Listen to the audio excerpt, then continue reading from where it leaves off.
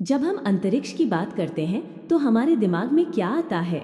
Rockets, satellites, Mangalyaan, Chandrayaan और इसरो की अविश्वसनीय सफलताएं।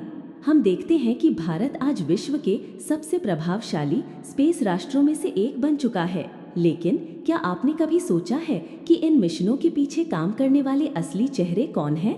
हर लॉन्च के पीछे, हर डेटा के पीछे, हर सफल लैंडिंग के पीछे ऐसी महिलाएं हैं जिनके नाम शायद ही कभी सुने गए हों। उनकी कहानियां अखबारों की सुर्खियों में नहीं होती, लेकिन उनका योगदान भारत के अंतरिक्ष इतिहास में अमिट है। आज हम आपको मिलवाएंगे उन भारतीय महिलाओं से जिन्होंने अंतरिक्ष की सीमाओं को लांघा, अपनी मेहनत और प्रतिभा से उन मिशनों को सफल बनाया जिन पर आज हम गर्व करते हैं। इस वीडियो में हम जानेंगे कल्पना चावला की प्रेरणादायक यात्रा से लेकर ऋतु करिधल, कल्पना कलहस्ती और अन्य वैज्ञानिकों की भूमिकाओं तक। साथ ही देखेंगे कि कैसे भारत लैंगिक समानता की दिशा में स्पेस साइंस में क्रांति ला रहा है। तो बने रहिए हमारे साथ, क्योंकि आज आप जानेंगे भारत की स्पेस पायोनियर्स की वो कहानियां जो आज तक अनकही रह गईं।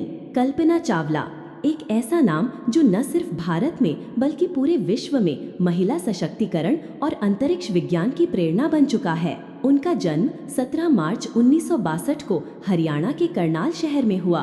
एक मध्यम वर्गीय परिवार की बेटी होने के बावजूद उनके सपने हमेशा आकाश से भी ऊपर थे।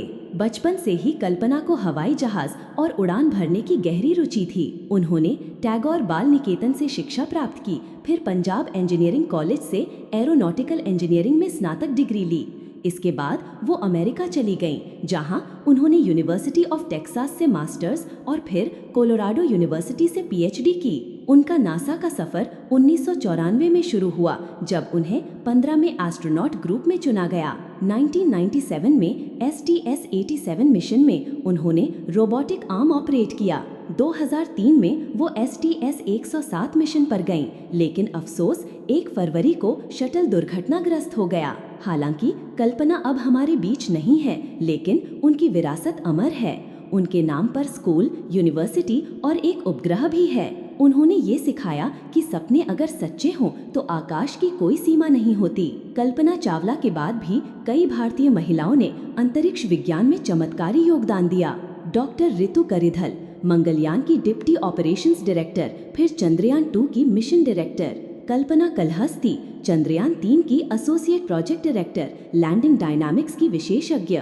अनुराधा टी ISRO की पहली महिला सैटेलाइट प्रोजेक्ट डायरेक्टर, 30 से अधिक सैटेलाइट मिशनों की अगुवा। निधि पोरवाल चंद्रयान 3 में नेविगेशन और लैंडिंग पर काम किया। इन महिलाओं ने दिखाया कि अंतरिक्ष सिर्फ पुरुषों की दुनिया नहीं है। अगर मौका मिले तो महिलाएं भी ब्रह्मांड की सीमाएं लांघ सकती हैं। आज इसरो में लगभग 20% महिलाएं काम करती हैं, जिनमें से 10% टेक्निकल व इंजीनियरिंग क्षेत्रों में हैं। संख्या भले कम लगे, लेकिन एक बड़ा बदलाव दर्शाती है। सरकार ने स्टेम में लड़कियों को आगे लाने के लिए कई पहलें शुरू की हैं। किरण प्रोग्राम, विज्ञान ज्योति और वाईसर।